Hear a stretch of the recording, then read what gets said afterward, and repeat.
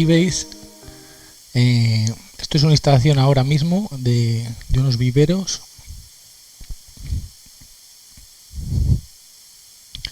Este es el consumo que tiene lo rojo por la noche y esta es la producción solar a día de hoy, ahora mismo. Lo verde es lo que está vertiendo a la red. Esto podemos ver de ayer, por ejemplo, también. Así vemos un día entero.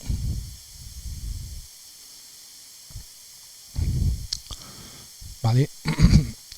Aquí veis lo mismo, lo rojo es el consumo que tiene por la noche, lo azul es lo que ha autoconsumido y esto es lo que va a la red. Con estos excedentes se pueden hacer dos cosas. Hay dos maneras de gestionarlos. Hay una compensación simplificada que es más adecuada quizá para particulares o instalaciones más pequeñas, que cada compañía de comercializadora te la compra a un precio pactado y en la misma factura solo tienes la factura que tienes actual, te descuentan esta venta, te la pagan a ese precio y te descuentan en esa factura. Dependiendo de qué compañía, te pueden ocurrir varias cosas. Te pueden quitar solo la parte de la energía, con lo cual te toca seguir pagando los mínimos si tienes muchos excedentes y llegas a cero. Si con esto verde consigues compensar esto rojo, que normalmente pasa en verano, solo te quitarían la parte de la energía, aunque sí que hay algunas compañías que te quitan también los mínimos, es decir, te pueden dejar la factura a cero, ¿vale? Que esas son más interesantes, lógicamente. Y luego hay otras que aparte de eso te hacen una especie de batería virtual que se llama, que puedes guardarla para diferentes facturas. Es decir, a ti si te sobra mucha energía en verano, tienes esta curva muy por encima y exportas mucho y esa factura se te queda cero, la de junio, la de julio, la que sea, la puedes recuperar esa energía en los diferentes meses de invierno. Luego, hay otra compañía incluso que te permite asociar varios contratos, es decir, tú si exportas mucha energía en uno de los contratos, tú puedes asociar otro consumo. Por ejemplo, tú tienes una casa en la playa y casi toda la energía la exportas. Podrías recuperar esa energía en otro contrato, en una casa o un piso en una ciudad, o varios. Puedes tener varios contratos asociados a esa batería virtual. Esa es una manera. Eso se llama autoconsumo con compensación de excedentes simplificada. ¿Vale? Y luego hay otra opción que es autoconsumo con venta de excedentes, en lo cual tú ya tendrías dos compañías, una la actual, la comercializadora que te lo vende, y tendrías otra comercializadora que te lo compra, y te vendrían dos facturas individuales, una de compra y otra de venta. La de compra se haría con las mismas condiciones y no tiene por qué ser la misma compañía, puedes tener dos, puedes tener una para compra y otra para venta, y luego la de venta te lo paga el precio del pool del mercado mayorista. Nosotros entendemos que es mejor para grandes instalaciones, bueno, incluso a partir en el campo de 80 a 100 kilovatios sí que puede ser interesante que os paguen esos excedentes, porque no estáis obligados a consumirlos, ¿vale?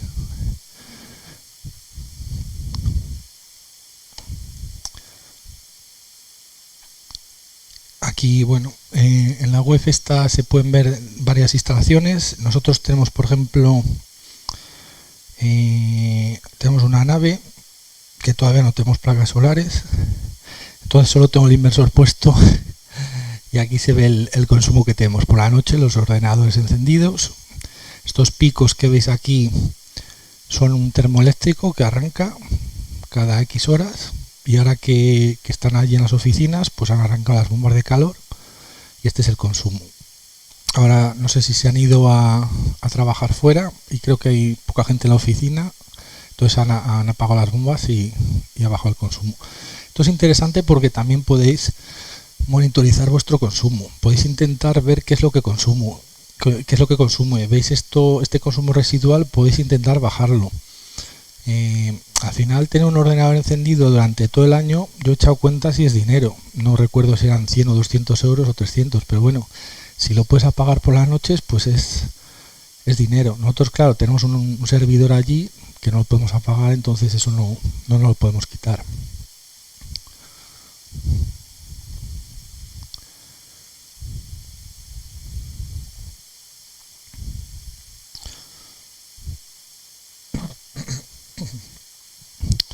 Vale, esto es otra web de una instalación solar de autoconsumo que esto es un ITR, esto es un aparato que lo hacen aquí en el ACECAL, en Castilla y León, en un laboratorio que hay aquí que está en la universidad, al lado, y sirve para controlar nuestra instalación de autoconsumo.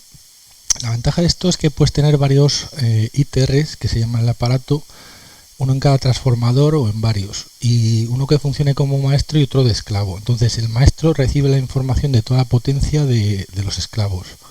Entonces te gestiona todo como si fuera una instalación.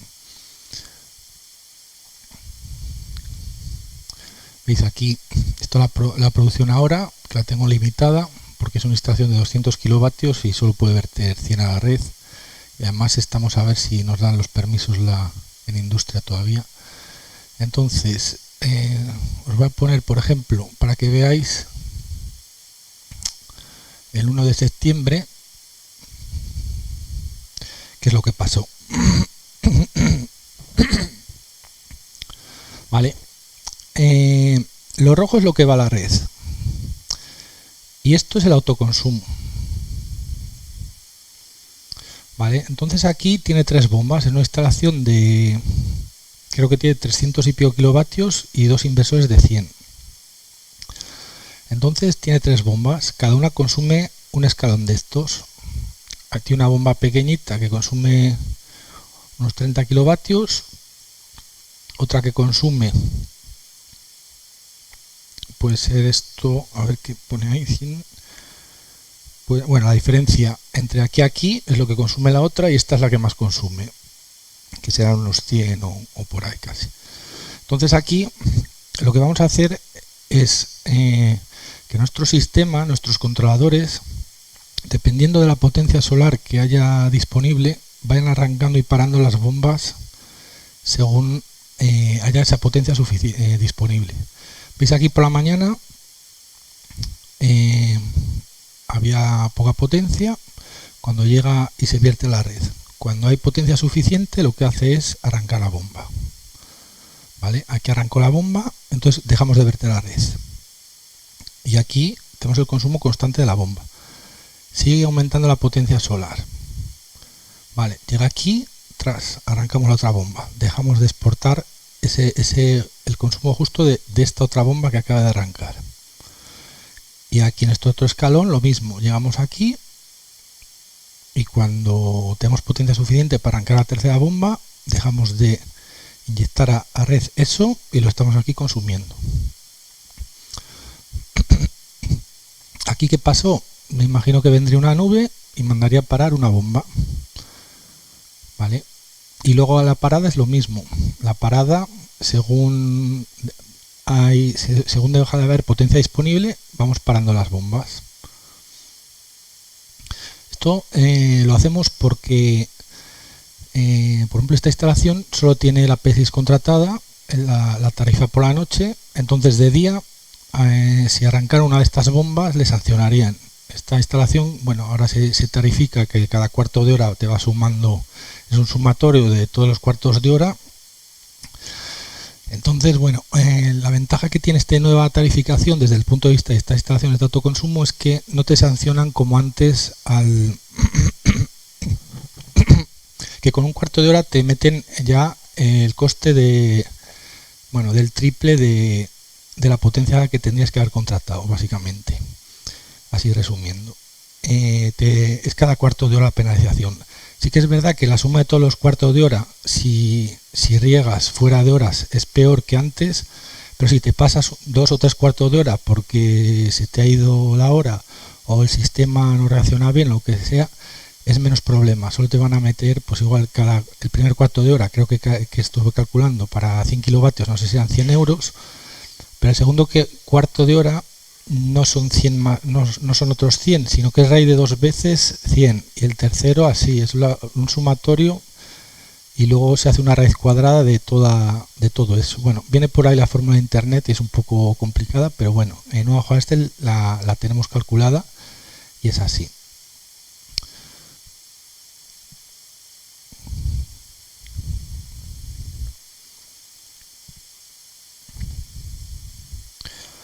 Vale, os voy a hacer ahora una pequeña presentación de cómo funciona un variador.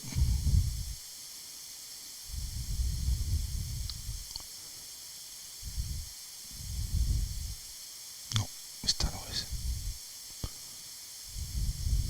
Esta.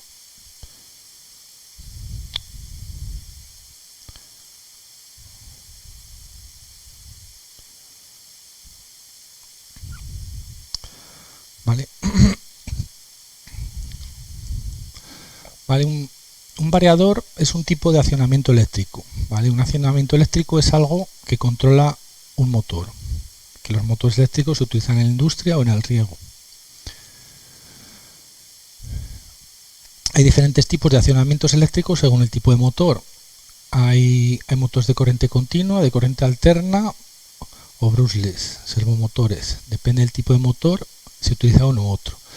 Para motores de corriente alterna se utilizan variadores de frecuencia. Se pueden utilizar también contactores, arranques estrella triángulo o arrancadores progresivos, pero vamos a centrarnos sobre todo en variadores de frecuencia.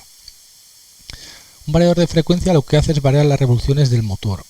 El motor, las revoluciones sigue esta fórmula. Entonces, si aumentamos o disminuimos la frecuencia del variador, proporcionalmente aumenta o disminuye el número de revoluciones, ¿vale? Aquí, por ejemplo, de esta fórmula, si tenemos un par de polos, que son las bombas sumergidas, casi todas y muchas horizontales, las revoluciones del motor son 3000. Bueno, no llega a 3000, son 2900 y algo, porque son motores asíncronos, pero bueno, al final olvidémonos del tema ese. Son 3000 revoluciones. Si por ejemplo la frecuencia es la mitad, pues iría a 1500 y la bomba consumiría menos y tendría menos presión. Aquí veis las partes de un variador, las partes mecánicas, la cubierta, el chasis, etcétera, etcétera. Y luego tiene la tarjeta de control y la parte de potencia. Aquí tiene los IGBTs, que son unos conmutadores electrónicos, que son los que pasan de corriente continua a corriente alterna.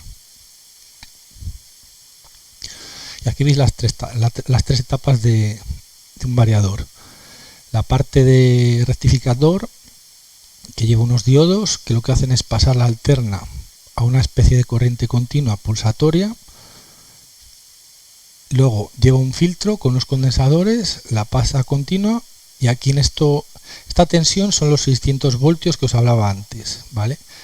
Porque aquí se puede inyectar directamente las placas solares y meter esta tensión directamente. O hibridar, se puede meter por aquí parte de las placas y por aquí, por esta tapa de entrada, meter el generador. Vale, luego la salida lo que hace es el puente de IGBTs, controlar la frecuencia y generar una onda de salida de frecuencia variable a lo que queramos. La etapa de entrada son 6 diodos, que a veces esto se puede estropear debido a los generadores, a los transistores de los generadores, que lo que hacen es rectificar. Un diodo es como una válvula antirretorno, solo deja pasar en un sentido. Entonces lo que hacemos es coger estos picos de aquí y son los que quedarían aquí, en la salida del puente rectificador. Luego esa salida del puente rectificador la filtra un condensador y una bobina y nos la queda en continua a 600 voltios. Y luego en la salida de IGBTs, el puente de IGBTs lo que hace es generarnos una señal PWM, que es esta rectangular, estos pulsos rectangulares, que lo que nos van a hacer que en el motor vaya una corriente senoidal, aunque nosotros al motor le alimentemos con esta, que poco parece o nada, parece una señal senoidal como la de abajo, pero de cara al motor va a hacer que vaya una tensión, o sea, una frecuencia, una corriente alterna. Este ancho va a ser la tensión de salida del variador. Si tenemos el ancho de estos pulsos mayor, va a sacar más tensión de salida. Si es más estrechito, estos pulsos va a sacar el variador menos tensión de salida. Pero la altura siempre es igual y es la tensión que tiene en el bus de continua, los 600 voltios. Entonces, como lo único que podemos hacer para variar la tensión de salida es modular el ancho puesto que la altura siempre es constante, pues la única manera de regular la tensión de salida es variar el ancho de estos pulsos. Y bueno, aquí tenéis una tarjeta de control de un variador que hace diferentes funciones, sobre todo lo que más nos interesa son las rampas de aceleración y deceleración, y hace funciones inteligentes y tiene, por ejemplo, un autómata y podemos programar, por ejemplo, el algoritmo del punto de máxima potencia. Este es el microchip, el ordenador, la CPU, digamos, del variador. Y bueno, aquí pues hace bastantes cosas. Aquí de todo esto, así resumiendo, el PLC integrado es lo que más buscamos en los variadores, no todos lo tienen, para hacer el algoritmo ese de búsqueda del punto de máxima potencia. Las funciones PID, muy importantes. El PID es lo que regula la presión, por ejemplo, en una bomba. Tú le pones una consigna, por ejemplo 3 kilos, y él va a variar las revoluciones de la bomba a esa consigna.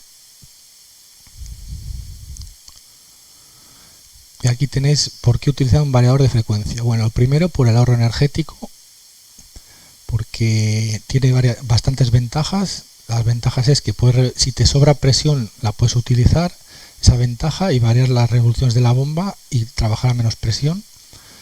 Tienes un control de la velocidad total y puedes tener diferentes sectores de riego más o menos grandes y no tienes que ajustarte al caudal de la bomba, sino que puedes regular, puedes tener un sector más pequeño que otro y no pasa nada, porque el variador solo va a regular la velocidad de salida a la consigna de presión que tengas. Funciones inteligentes, que bueno, una de ellas sería lo del algoritmo MPPT. Y luego, bueno, sobre todo el estrés mecánico y eléctrico, que le evita las bombas por los tirones que le puede ocasionar los arranques directos o con contactores. Aquí tenéis las dos diferentes curvas de salida de un variador, ¿vale? Esto quiere decir que según la velocidad de 0 a 100 va a tener este par, o sea, va a ser el par constante. Entonces lo que vamos a hacer es que la tensión de salida va a ser proporcional a la velocidad. Esto es para ascensores, por ejemplo un motor de un pivot o algo así, habría que poner esta curva. Y para una bomba la tensión de salida va a ir haciendo esto, es decir, necesita menos tensión, por ejemplo al 50% de velocidad de la bomba que un par constante, porque la potencia absorbida por una hidráulica de una bomba no es proporcional a las revoluciones. ¿Vale? Es cúbica. Aquí viene cómo es la forma, según la velocidad de la bomba, y esta es la potencia, que va al cubo con la velocidad.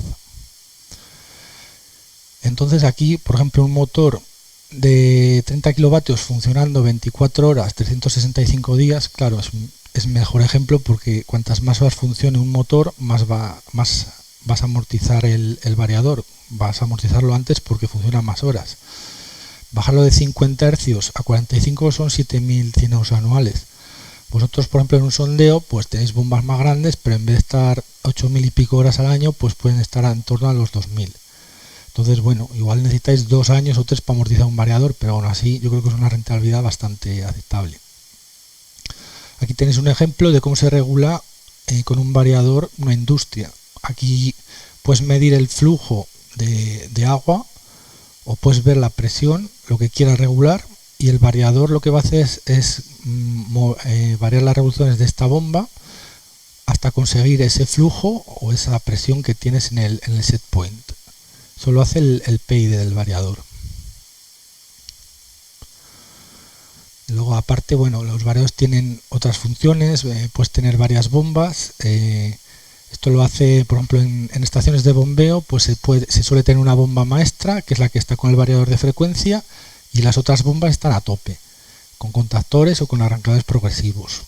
Y lo que hace es la que tiene el variador, es regular la presión de todas. Es la única que funciona a frecuencia variable. Tiene, bueno, bastantes funciones.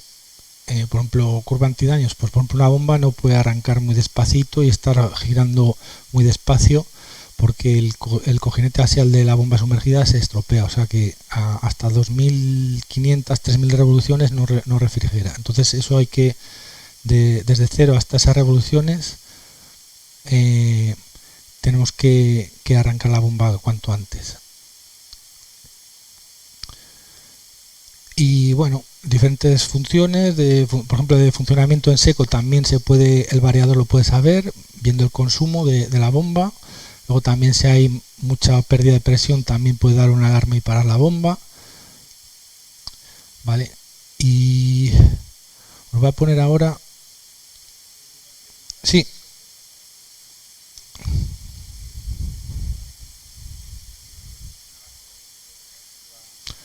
Sí, mira, se me ha olvidado decir esa ventaja. Sí. No, eso es. De hecho, a un cliente que tenía un variador, mientras que se lo estaba arreglando, le hemos puesto el arrancador que tenía antes y claro, se quejaba que le habían penalizado por la reactiva, porque le habíamos quitado, ya no tenía los condensadores. Pero bueno, ha sido un mes o dos y tampoco es la penalización tan grande, pero bueno, sí que te la quita. Te la quita.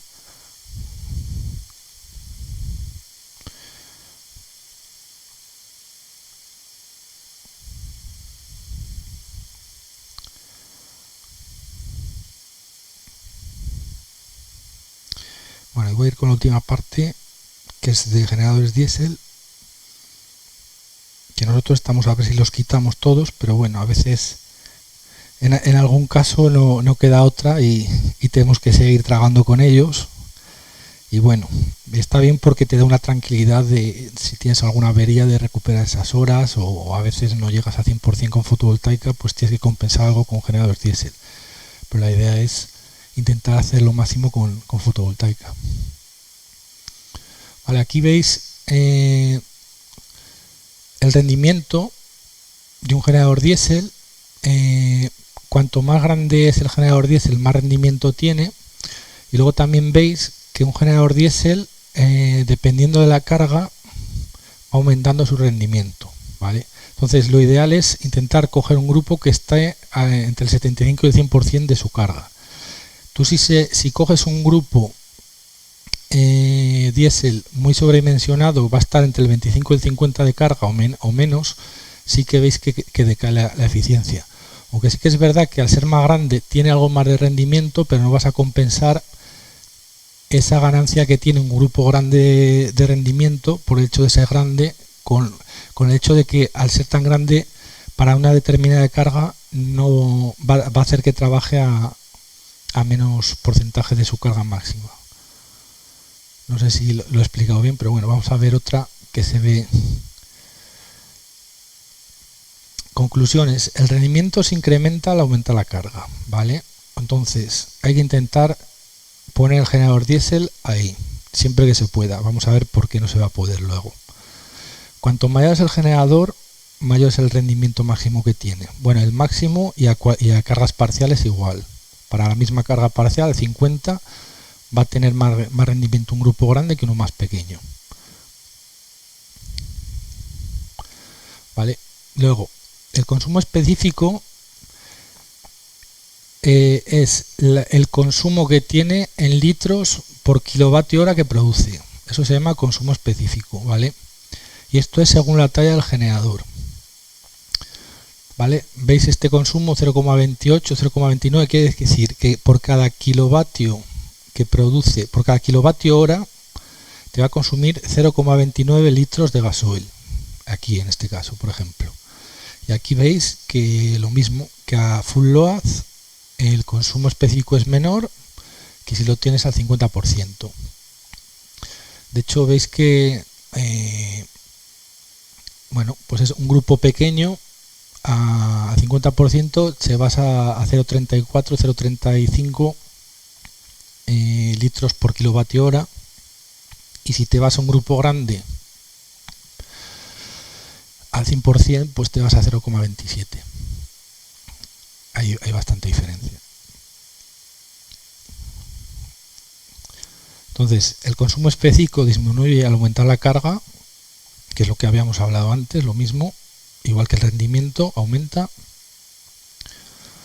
y cuanto mayor es el generador, menor es el consumo específico. De hecho, los generadores de los barcos pues pueden andar por rendimientos cercanos al 50%, pero son motores diésel de barco andan por el 50% de rendimiento. Eso quiere decir que de la energía térmica que tiene el diésel aprovecha la mitad y el resto se despilfarra en calor, en el tubo escape y calor en el radiador. Un generador de estos vuestro anda por un 30 y tantos por ciento, es decir, tira un 60 y tantos por ciento en energía en calor, que es una pena que se tire y no aprovecharla, pero bueno, es lo que hay. Aquí podéis tomar este dato, que por ejemplo para generadores de riego de 125 a 150 kV, que son los que podéis utilizar por aquí, por esta zona, funcionando entre el 50 y el 75%, que es cuando lo normal es que estén funcionando en este rango, porque luego veremos por qué no se puede coger uno que vaya a 100%, por los transitorios de arranque que tienen los motores, básicamente. Está en torno a 0,29 litros por kilovatio hora, ¿vale? Entonces, si vuestra bomba consume 100 kilovatios, pues te vas a ir a 29 litros por hora. Si consume 50, la mitad. Luego vemos cómo se sabe cuánto absorbe una bomba. En el programa de Grundfos lo podemos ver. Vale, aquí veis, según el tamaño del generador, a diferentes cargas los consumos. ¿Vale? Entonces, desde el punto de vista del consumo, habría que elegir un generador que trabaje cerca del 100% de la carga si es posible. Para cargas por debajo del 50% se empeora mucho el consumo. Por ejemplo, carga de 50 kilovatios. Tenemos dos opciones: generador de 100 que consume al 50%. Entonces un generador de 100 al 50% te va a los 50. Ese generador consume 15,5 litros hora. Generador de 200, lo ponemos al 25% de su carga, te vas a 17,8 litros. Es decir, que si sobredimensionas mucho el grupo, te va a empeorar el consumo. Otro caso, peor todavía. Carga de 100 kilovatios. Cogemos un grupo al 100%, 28 litros hora. Generador de 200 a 50, 29,1. Y ya si nos vamos a un 25% de carga, que es uno de 400 kilovatios, entre 4 son los 100 de la carga, te vas a 33,7 litros hora. Aquí veis las partes de un generador diésel: el motor diésel, el alternador, que es todo este churro, el 2, el radiador y ventilador, el sistema de escape, que no se ve porque era otra foto que está por aquí, creo, de otro lado, filtro del aire, que es esto, el panel de control, la centralita. Esta centralita hace varias cosas. Aquí suele estar aquí vas a ver por los parámetros del sistema, la tensión de salida, etcétera, etcétera. Tiene también una entrada para arranque remoto, si quieres arrancarlo desde un autómata o desde un teléfono, se utiliza eso. Y también tiene aquí dentro el AVR. El AVR es el regulador de tensión del alternador. Y luego tiene el chasis y el depósito de combustible, que suele ir aquí en el chasis. Aquí os voy a hacer un resumen de los tres tipos de alternadores que hay. Está el autoexcitado, ¿vale? El alternador no sabe que está conectado a un motor diésel, ni sabe que está conectado a ningún sitio. Solo sabe que le están metiendo por aquí un giro, por este eje, y tiene que producir tensión en la salida. Entonces, para producir tensión en la salida, necesitamos alimentar el AVR, que es el regulador de tensión. Entonces, en los primeros que se utilizaban se cogía la alimentación de los mismos cables que van a las cargas, ¿vale? Entonces, estos cables que veis aquí alimentan la carga, y también el AVR lo que hace es meter una tensión continua aquí al rotor a través de estas escobillas, ¿vale? Entonces, según hace falta más o menos tensión en la salida, esto está monitorizando. Si hay 400 voltios, bien. Si baja a 390, tengo que meter aquí un poco más de tensión. Con lo cual va por aquí más corriente por el rotor, entonces aquí produce en el estator, en la salida, va a elevar un poco la tensión. Lo va a estar regulando continuamente. Esto tiene un problema, tiene dos problemas, ¿vale? Ventajas: más económico, menor peso y más pequeño. Desventajas: lento ante cambios de voltaje, ¿vale? Aquí el problema que tenemos es que cuando tenemos cargas y las conectamos y las desconectamos, el AVR se va a ver afectado porque se autoalimenta de la misma tensión que va para las cargas, con lo cual va a tener ese problema. Entonces no es adecuado para cargas muy grandes, por eso, porque si nosotros conectamos aquí de repente una carga muy grande, va a hacer que baje la tensión de salida de 400 a 360 de golpe, e igual el AVR se queda sin tensión y va a dejar de regular bien esto, que es lo que tiene que hacer para conseguir elevar la tensión. Y luego aparte necesita excitación remanente para arrancar, ¿vale? Esto cuando está parado, no hay campo magnético en ningún sitio.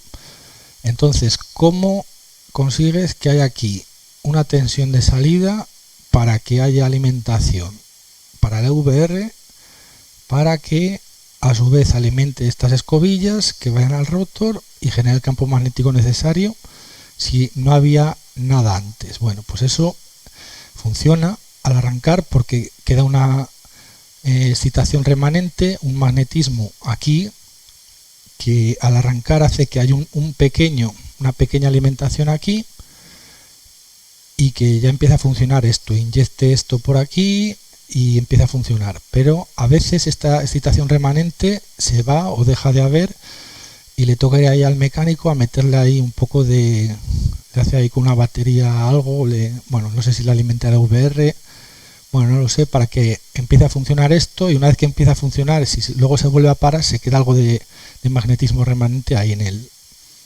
alternador. El siguiente es una mejora del anterior y tiene excitación auxiliar, ¿vale? Entonces tiene los cables de salida a las cargas y luego aparte tiene unos cables que van independientes para la VR. Entonces, ¿qué pasa? Que si a la carga baja la tensión, a la VR le da lo mismo porque tiene su propio bobinado aquí que es solo para él. Entonces este va mejor que el anterior por eso, porque le afectan menos las cargas que al anterior. La regulación del voltaje es más rápida. Y luego el AVR, el voltaje que recibe es constante. Y bueno, es más adecuado para arranque de motores grandes por eso, porque esta tensión que le llega a la VR es constante, no depende de la tensión de salida del alternador. Es más caro que el anterior, algo más pesado porque tiene dos bobinados y un poco más largo. Y también sigue necesitando el magnetismo residual. Y luego está el mejor de todos, que es Permanent Magnet Generator, generador permanente magnético, ¿vale? Que lo que tiene es esto de aquí, que es parecido a las bombas de imanes permanentes. Esos son imanes permanentes que no hace falta que tenga magnetismo residual esto, es decir, estos imanes que se dan de neodimio o de tierras raras o lo que sea, se utilizan para alimentar el AVR y no tiene, o sea, no utiliza el magnetismo remanente del rotor. Entonces, una vez que tienes esta alimentación, al girarlo, el AVR funciona perfectamente y es capaz de inyectar aquí una tensión proporcional a, o sea, perdón, en esta escobilla es una tensión para el rotor y que pueda regular la tensión de salida. Que todo esto se monitoriza continuamente con estos cablecitos. Vemos la tensión de salida que hay hacia las cargas y si hace falta aumentar o disminuir la corriente que va al rotor, pues lo hacemos. La regulación de voltaje es más rápida, el voltaje de la VR es constante porque va con este generador propio, tiene un pequeño generador de imanes permanentes y no es necesario el magnetismo residual. Y bueno, es adecuado para motores grandes y cambios bruscos en la carga. Es más caro, más pesado y más largo porque es un poquito más largo, como 15 centímetros más, porque tiene este pequeño alternador para el VR, un alternador propio de imanes permanentes. Bueno, aquí veis los diferentes tipos de cargas de los generadores. La carga resistiva, que no la vais a utilizar básicamente nunca, es la óptima. Esta es la tensión de salida, la corriente que está en fase, y es lineal y proporcional, y la potencia va haciendo así. Esto es potencia, va como al doble de la frecuencia que lo otro, porque como es el producto de esto por esto, aunque sean aquí negativos, al final la potencia es positiva siempre.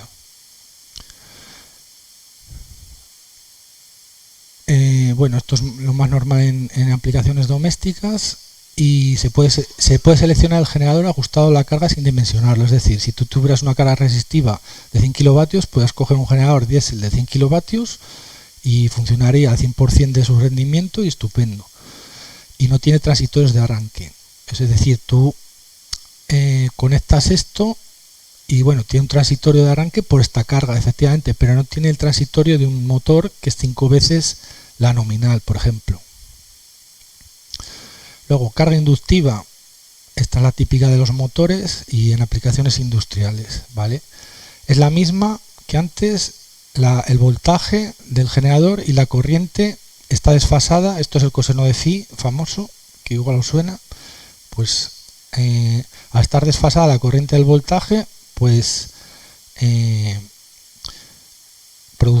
tiene, digamos que para la misma potencia activa necesitas algo más de corriente, pero bueno, lo más importante y de cara al generador es que consume de 5 a 10 veces la corriente nominal en un arranque directo, ¿vale? Entonces, soluciones para esto: arranque estrella triángulo, que está desfasado ya, arrancador progresivo, adecuado si vamos a ir al 100% siempre de nuestra capacidad de la bomba, o variador de frecuencia si queremos regular la frecuencia de salida y además quitarnos la reactiva.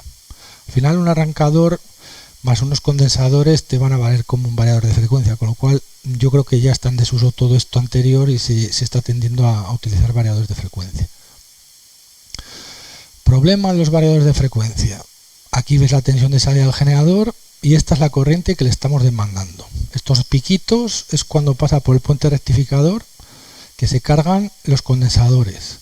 Cuando la tensión esta sobrepasa la tensión del bus de continua es cuando pasan por el diodo y hacen este pico.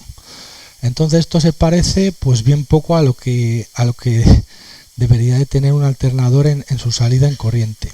Entonces es necesario dimensionar o sobredimensionar el alternador por eso, porque si cogemos un alternador justo no va a funcionar bien y va a crear una distorsión en la línea que no va a funcionar luego muchas más cosas mal. Por ejemplo, el pivot, etcétera, etcétera, generan perturbaciones.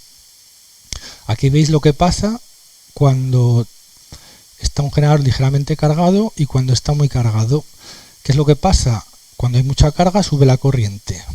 ¿Y qué es lo que pasa aquí? Que la forma de la tensión de salida, que tenía que ser independiente de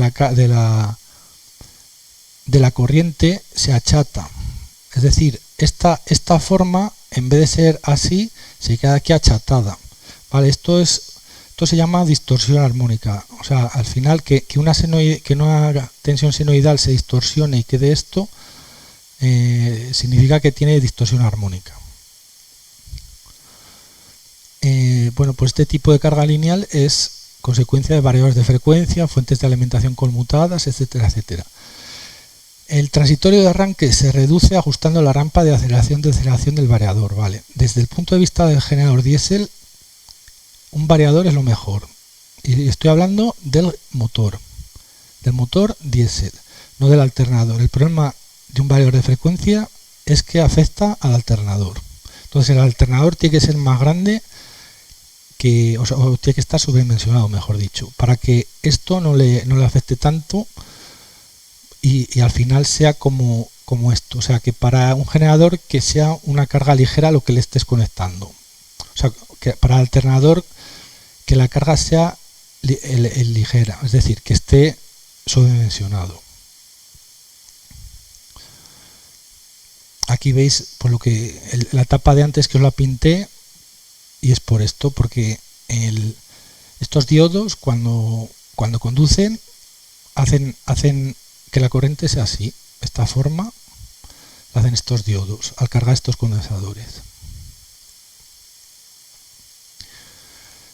Y bueno, un poco eso es lo que os expliqué, que la corriente al no ser lineal, pues que eso, que es debido a la etapa de entrada rectificadora. Cuando el valor se acerca a la tensión del bus DC, que la tensión del bus DC es la que tienen en los condensadores. ¿Vale? Aquí veis el transitorio de arranque paro de un generador, para que lo entendáis. Aquí es el arranque, esto es tiempo y esto es generador frecuencia. La frecuencia de un generador diésel es proporcional a la velocidad. Un generador diésel va a girar a 1500 revoluciones a 50 hercios, o si es a 60 creo que son 1800, bueno, es proporcional, ¿vale? Entonces, los generadores diésel que venden aquí son de 1500 revoluciones y te van a sacar 50 hercios, ¿vale? Cuando tú tienes una carga y la conectas, vas a tener un transitorio. Este transitorio es debido a que el generador está regulando y está ralentí o está con una determinada carga y de repente le metes otra carga muy grande o muy pequeña, da igual, pero le metes una carga. Entonces, esto hasta que regula el generador y cambia la bomba inyectora, me empieza a inyectar más gasoil y vuelve a recuperar las revoluciones, hace esta forma, ¿vale? Entonces depende del tamaño del generador y depende de la carga, pues esto puede ser o muy grande o muy pequeño. A veces puede ser admisible, si te varía de 50 a 49 no hay problema seguramente, pero si le conectas una carga de golpe de la mitad de la nominal o del 70%, pues igual se te cae el generador o se te queda 1000 revoluciones, ¿vale? Y aquí al igual, esto es lo mismo pero al pararlo. Entonces, tú cuando tienes un generador, si paras una carga de golpe y la bomba inyectora no regula bien, puede que se te acelere mucho y se te suba la frecuencia de golpe, que eso le pasa a algunos generadores que la regulación dinámica no la hacen bien en la bomba inyectora, si son viejos o no están bien ajustados o pueden incluso estar oscilando. Yo me encontré algún grupo diésel que estaba oscilando todo el rato porque el controlador de la bomba inyectora no estaba bien ajustado, tiene ahí unos parámetros para ajustar y puede estar oscilando todo el rato alrededor de la frecuencia nominal. Esto es un problema casi más que porque esto lo que hace es, vale, aceleras el generador. El problema de la frecuencia a un variador le da lo mismo, porque aunque le metas 60 Hz, los diodos van a rectificar y van a ir estupendos. Además, los variadores están preparados para ir a 60 Hz y le daría igual ir a 100. El problema de los diodos, eso no es problema. El problema es que, al igual que con la velocidad, esto pasa con la tensión de salida del generador, porque el AVR, el regulador, no le da tiempo a dejar de inyectar la carga la corriente que está inyectando al rotor. Entonces, si tú paras una carga de golpe, y aquí tienes 400 voltios, esto puede llegar a 400, 500, depende de lo bueno que sea el regulador y depende de lo bien que esté ajustado, ¿vale? Entonces, si un generador diésel no está bien, te va a cargar posiblemente un variador de frecuencia, lo que te has ahí conectado. Vale, aquí, bueno, un poco lo que os he explicado, que, bueno, es lo mismo que os he explicado básicamente, que tienes dos transitorios, el de arranque parada y que uno es sobre la frecuencia, que es este, y el de la tensión es similar, pero en vez de variar la frecuencia, por lo que varía es la tensión de salida del generador, pero son muy similares. Uno se tiene que encargar de regularlo el controlador de revoluciones del motor, de la bomba inyectora, y el otro el de tensión de salida se tiene que encargar el AVR. Digamos que un generador tiene dos reguladores, el regulador de revoluciones y el regulador de tensión de salida. Bueno, os voy a enseñar un poco cómo funciona esta página de Grundfos para que veáis cuánto es la carga que tiene que... Sí.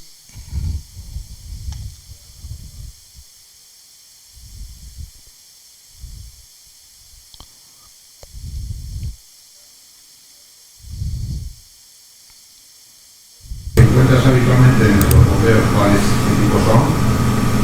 Y segundo, de cara a una liquidación en un bombeo solar con un uso mínimo del generador, ¿hasta qué punto puede merecer la pena, si hay que poner un generador nuevo, irte a mejor o a otro estándar?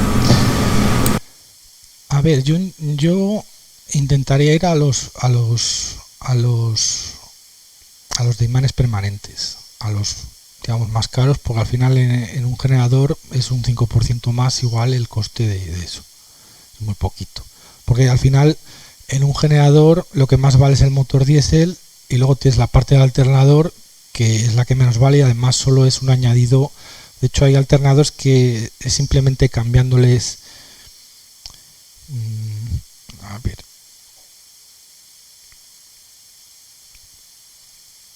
a ver, que viene por aquí en la foto esta de antes.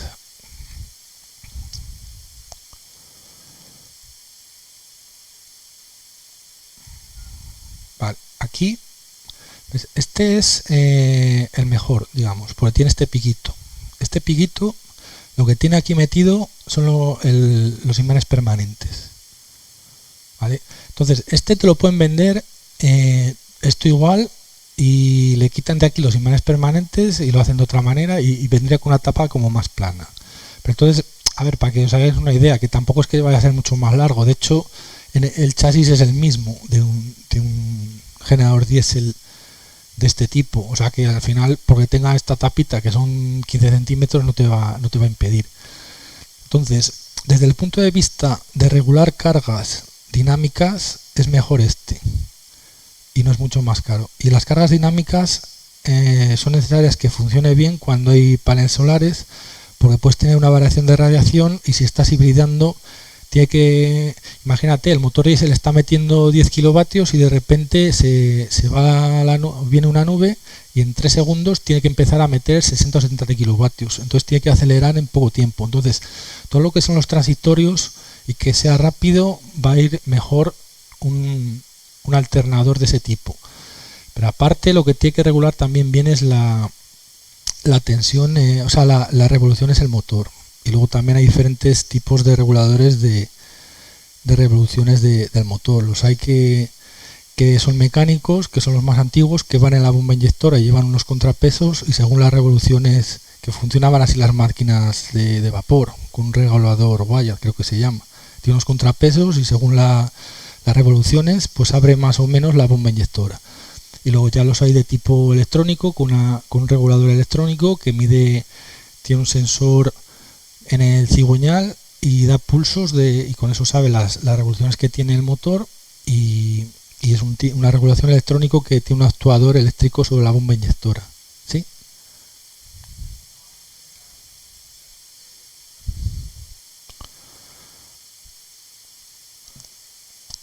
Se puede, sí, puede haber el alternador, si eso se puede rectificar, pero a ver,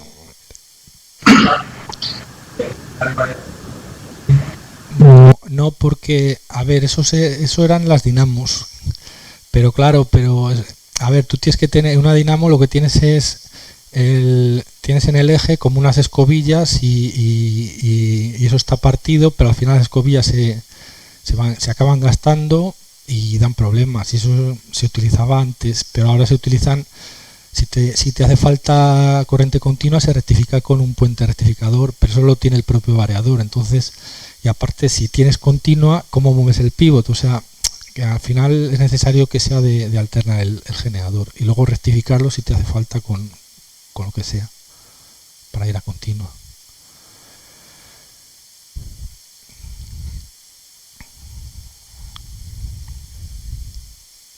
¿Cuánto queda? Bueno, nada. Pues bueno, nada, solo os voy a poner este programita de bombas.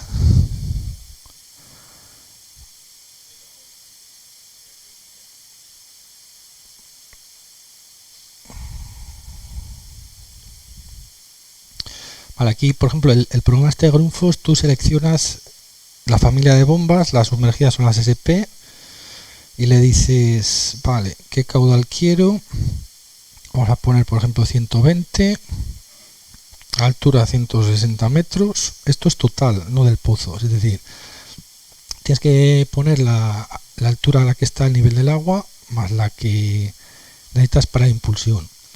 Y como además si tienes variador de frecuencia, si te pasas un poco no pasa nada, pues yo cogería una bomba que diera un poco más de altura.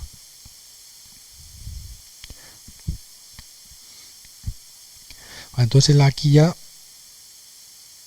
te genera una búsqueda inteligente, las que mejor van para ese determinado, para esos datos que has metido. Por ejemplo, voy a meter la SP125.8, ¿vale? La 125.8 tiene 8 turbinas y da unos 125 mililitros en el centro de la curva. Es una bomba, bueno, más o menos por aquí se utiliza, depende de la zona. Se utiliza esta o la 95, no sé si 13, que es de 55 kilovatios, 75 caballos. Aquí le damos opciones avanzadas, diseño hidráulico, velocidad variable, sí, que es lo que más nos gusta. ¿Veis? Entonces, en el momento en que le pones velocidad variable, se pone el área de todo esto en azul. Antes solo estaba la del 100%, porque tú solo podías estar en cualquiera de los puntos de esta curva, pero al 100%, y ahora puedes estar en cualquiera de estos con el variador. Te deja aquí estar como mínimo sobre esta, que creo que es el 60%, porque menos de esta no puede funcionar la bomba. Tiene que ir a mínimo a unos 30 Hz para que refrigere el cojinete axial, si no se estropea. Vale, entonces tú ya puedes picar sobre cualquiera de estos puntos y ya te va a decir el caudal que tienes aquí, la altura a la que has seleccionado. Es decir, si por ejemplo tenemos una bomba esta, pero claro, la vamos a poner a trabajar a, yo que sé, si el pozo tiene 80 metros y 2 kilos y le sacamos 110 mililitros, venga, por aquí más o menos. Un poco me pasa por debajo, altura, bueno, por ahí más o menos, vale. Entonces abajo te dice la potencia P1 y la P2 a la nominal, a 100 Hz, a 50 Hz, a la máxima, y la que has seleccionado tú. ¿Vale? Aquí te dice P1. P1 es la potencia absorbida de la red eléctrica o el generador, ¿vale? 47,76 kilovatios. Y P2 es la que le pasa el motor a la hidráulica, 39. La diferencia son las pérdidas que tiene el motor. Un 12, un 13% se lo come el motor.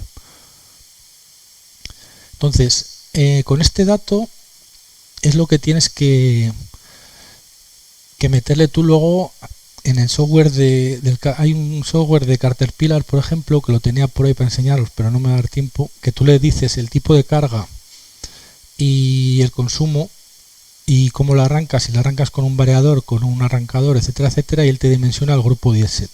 Pero bueno, ya se anticipo que normalmente los pone entre el 50 y el 70 y tantos % a trabajar, porque no le permite los arranques y los paros coger un generador más ajustado, ¿vale? Entonces, ahí es donde le tenéis que meter el dato de, por ejemplo, si nunca va a pasar el variador o tenéis limitado aquí, pues le decís, vale, tengo en P1 61,64 kilovatios, vale, pues lo que le tienes que poner en el software ese. Y luego, por ejemplo, yo lo que os comenté antes, aquí tenemos 61 kilovatios, entonces si os vais a lo que os puse antes, que eran 0,29 litros por por kilovatio, multiplicáis eso por los 61 y os dirá el consumo de esta bomba trabajando en este punto. 18, 19 litros era, me imagino, más o menos. ¿Vale? Entonces, para que os hagáis una idea, una bomba de 70 caballos puede andar por 17 litros, más o menos, 16, depende del generador y cómo esté calculado, el estado, etcétera, etcétera. Y bombas de 100 caballos pues pasan de 20, 22 litros. Depende luego también si tienes variador o no, o en qué punto esté el variador. No sé, si queréis hacer preguntas ya, pues lo dejamos aquí. Sí. Sí. Los casos de que la energía resulte para que sea por placas solares, hay que poner necesariamente un generador para complementar las funciones que tiene. Depende del cultivo, depende de muchas cosas. En cultivos intensivos yo diría que sí, o sea, no me arriesgaría. Me arriesgaría porque aunque dimensiones tu instalación, que la vas a dimensionar para cubrir las necesidades, imagínate al 100%, si tienes cualquier tipo de avería o cualquier cosa en el pivot o en el sistema y hay un día o dos que no riegas, no tienes manera humana de recuperar eso. Entonces yo tendría eso para asegurar que esas desgracias pues que las puedas cubrir. Además, no sé si os acordáis en la gráfica que os puse antes que sí que puede haber meses que nunca lo cubras porque no te interesa dimensionar el sistema para 2 meses para que cubras el 100% de las necesidades en esos meses. Entonces yo diría que para cultivos intensivos y por esta zona es necesario sí o sí tener el grupo diésel de apoyo. ¿Vale? No, pero si el problema de la balsa o no, sí que, a ver, la balsa mejora, el sistema funciona mejor más horas, funciona con nubes o sin nubes, es más independiente, pero tú puedes tener un pico en mayo que no te merece la pena poner un 50% más de placas solares solo por un mes, porque eso no lo amortizas esa diferencia.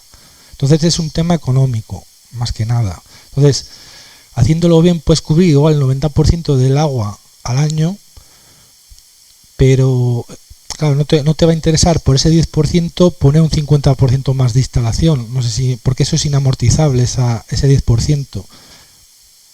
Entonces tienes eso cubierto con un generador diésel y aparte, si tienes cualquier problema, vosotros pensar que una instalación solar, aunque la dimensión es, imagínate, para verano te das 10 horas y funciona a las 10 horas, cualquier pequeño problema no hay manera de recuperarlo. Sin embargo, si tenías una instalación con diésel y siempre regabas 10 o 12 horas, si se te estropea un día o lo que sea, tú al día siguiente puedes poner esas 12 horas y otras 12, puedes recuperar eso de alguna manera, pero con una instalación solar no tienes esa capacidad. Entonces para esos casos también es mejor tener un generador diésel, que suele ser el que había ya. Para un sistema con goteo, para, no sé, para viña, para almendros, para pistachos, para olivos, pues igual podemos prescindir de hecho se está prescindiendo, porque son instalaciones más pequeñas con goteo, no hay balsa, se puede hacer directo y no merece la pena, porque no es un cultivo como el maíz si hay en 15 días no lo riegas, o sea, si en 15 días, en 3 días o 4 no lo riegas cuando está sacando la flor, pues igual te cargas toda la cosecha. Y por ejemplo una viña o algo así es menos delicado que el tema del riego, ¿vale?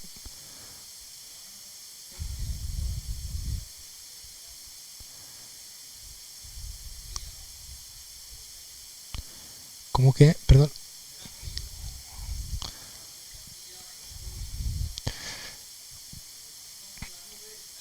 Sí, pero que yo no estoy hablando de bajones o no. Si tú dimensionas bien el sistema y has regado todas las horas, los días anteriores y tienes el agua y la humedad en el terreno, porque un día te venga una nube o no va a pasar nada. El tema es si tienes una avería en el sistema o se te estropea la bomba del pozo o se te estropea lo que sea y estás 3 o 4 días sin regar. Eso no, ¿cómo lo recuperas? ¿Vale? Entonces es un tema de seguridad, más que nada.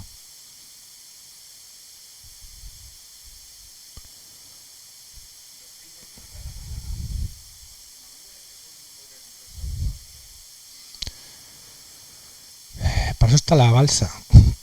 La balsa es la batería. La balsa es la batería más barata que hay. Es la más barata y la que dura más. Las baterías, bueno, todavía no han bajado de precio suficientemente. Las de litio todavía están tan caras.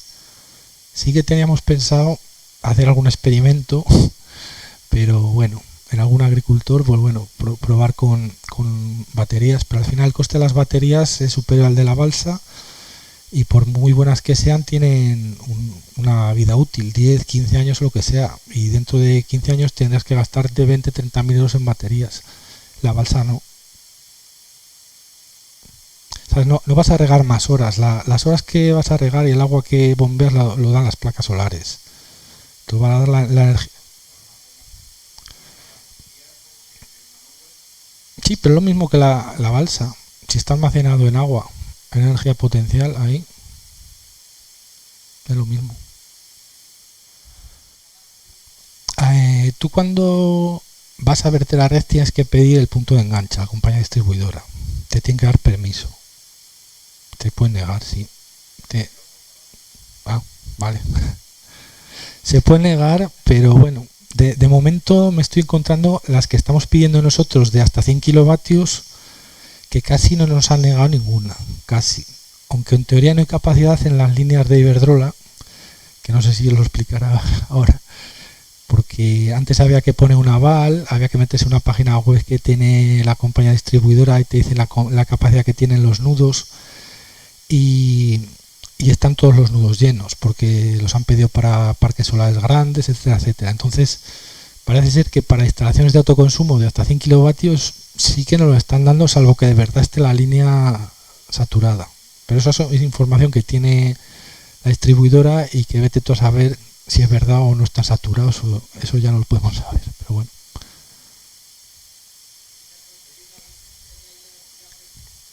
Tú antes de iniciar nada, si quieres verter la red y que te lo paguen y hacer autoconsumo con ventas excedentes o con compensación simplificada, tienes que pedir el punto de enganche a la compañía distribuidora. Es un trámite, tiene una página web habilitada para eso, y tú dices la parcela, el CUPS, que es el número que viene en la factura del punto de suministro, y le haces un planito y bueno, unas cosas que te piden un anteproyecto, y te dice, pues sí, puedes conectarte ahí 100 kilovatios o no. Normalmente sí que nos han dicho, pero ya os adelanto que a partir de 100 kilovatios ni lo he intentado, porque primero hay que poner ya aval y segundo, según la Iberdrola, la capacidad que tienen las líneas está llena. En todos los nodos tienen un mapa y no sé si habrá algo sin coger, pero vamos, por aquí está todo lleno. Quiero recordar. Se pierde. Al igual que se pierde en las instalaciones aisladas con generador diésel, se pierde, pero sigue compensando. Ahora desgraciadamente, según está la energía, sigue compensando. Porque antes un generador diésel salía mejor que una instalación eléctrica porque el diésel había una diferencia entre el precio del diésel y la electricidad. Ahora están casi a la par. Entonces, aunque no te dejen verter esos excedentes, sí que es interesante. Lo que pasa es que igual en vez de sobredimensionar la instalación pensando que vas a recibir unos excedentes y que puedes cobrar por ellos, y lo tienes que ajustar a lo que te hace falta para el riego. A ver, en teoría no hemos tenido mucho problema con eso, porque en todas las parcelas, creo que puse antes una foto, no sé si la viste. A ver, la superficie es muy baja. En función de... En el total de una instalación es un 0,2, un 0,3% de lo que vas a desperdiciar. Y esa superficie la puedes tener en un sitio que sea malo. Es decir, normalmente los agricultores no lo ponen donde le pasa el pivot en el centro o donde ponen cobertura, que es una tierra buena. La ponen en una esquina donde no la suelen plantar o es una tierra muy mala. Y entonces al final, aunque nos toque echar una línea de 500 metros o 300, que es viable, no pasa nada. Entonces, la verdad que no me he encontrado con un problema de decir, bueno, es que no puedo poner aquí las placas porque me quitan muchísima tierra. Al final es ridículo el tamaño de la instalación con la explotación. Si no, pues lo dejamos aquí. Muchas gracias por haber venido.